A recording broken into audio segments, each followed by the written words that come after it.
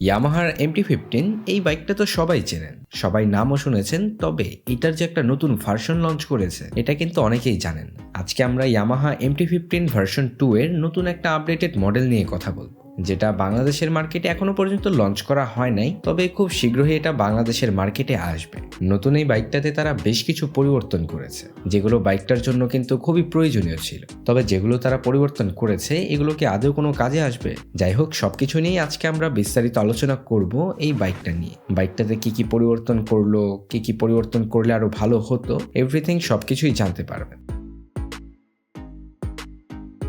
দেখতে শুনতে বাইকটা কিন্তু প্রিভিয়াস মডেলের মতোই, এখানে আসলে তেমন একটা পরিবর্তন পাবেন না। তবে এখানে তারা পরিবর্তন করেছে হচ্ছে টুকটাক গ্রাফিক্সে পরিবর্তন পাবেন, এমনকি বেশ কয়েকটা নতুন কালার ভেরিয়েন্টে তারা বাইকটা লঞ্চ করেছে। এছাড়া আপনার কোনো প্রকার পরিবর্তন করে নাই তারা। হেডল্যাম্পেও আপনারা সেম টু সেমই পাবেন, এখানেও তেমন একটা পরিবর্তন করে নাই। এখানে LED projection headlamp set up পাবেন, সাথে আপনার ডিআরএল সেট আপ রয়েছে। এছাড়া মোটামুটি সবকিছু ঠিকঠাক থাকলেও এখানে তারা পরিবর্তন করেছে ইন্ডিকেটর সেকশনটা। প্রিভিয়াস মডেলের বাইকটাতে হ্যালোজেন ভালভের ছিল, যেটাকে তারা পরিবর্তন করে এখানে নতুন একটা ইন্ডিকেটর দিয়েছে। এছাড়া মোটামুটি সবকিছুই ঠিকঠাক আছে, এখানে আর তেমন কোনো পরিবর্তন পাবেন না। ফ্রন্ট এবং রেয়ার সেকশনও আপনারা তেমন একটা ব্যতিক্রম পাবেন না, এখানে তারা সেম টু সেমই দিয়েছে সবকিছু। আর এটার ব্রেকিং সিস্টেম নিয়ে তো বরাবরের মতোই বলার তেমন একটা কিছু নেই, কারণ এটার ব্রেকিং সিস্টেমটা কিন্তু অনেকটাই ভালো। এটা সবাই জানেন যে ইয়ামাহার ব্রেকিং সিস্টেমগুলো কিন্তু একটু ভালো হয়েই থাকে। আর বলতে পারেন এটাতে যেহেতু ডুয়াল চ্যানেল ABS রয়েছে, তো এক্সট্রা কিছু অ্যাডভান্টেজ তো অবশ্যই পাবেন। আর যেহেতু এটা একটা ইন্ডিয়ান ভেরিয়েন্টের বাইক, তো এটাতে ডুয়াল চ্যানেল ABS কিন্তু আপনার বরাবরের মতোই তারা দিয়ে এসেছে। এখানে মূলত পরিবর্তন কিছু তারা না করলেও পরিবর্তনটা পাবেন এটার স্পিডোমিটারে, যেখানে তারা TFT স্পিডোমিটার দিয়েছে। তবে এখানেই আসলে মেইন যে বিষয়টা, TFT স্পিডোমিটার দিয়েছে তারা।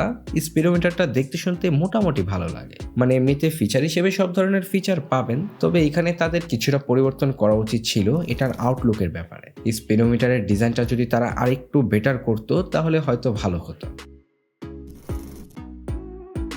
তো আসলে বাইকটাতে পরিবর্তন বলতে আপনারা এগুলোই পাবেন, এর থেকে বেশি কিছু আসলে তারা পরিবর্তন করে নাই।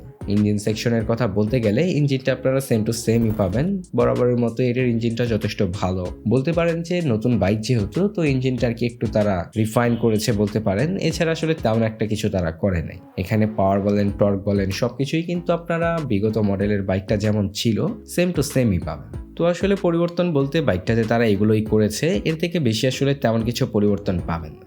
এই ছিল আজকের এই ভিডিওটা। বাইকটার সম্বন্ধে যদি আপনাদের কোনো প্রকার প্রশ্ন থাকে তাহলে কিন্তু কমেন্ট সেকশনের মাধ্যমে জানাতে পারেন। দেখা হচ্ছে পরবর্তী কোনো নতুন ভিডিওতে। সবাই ভালো থাকবেন, সুস্থ থাকবেন, ধন্যবাদ।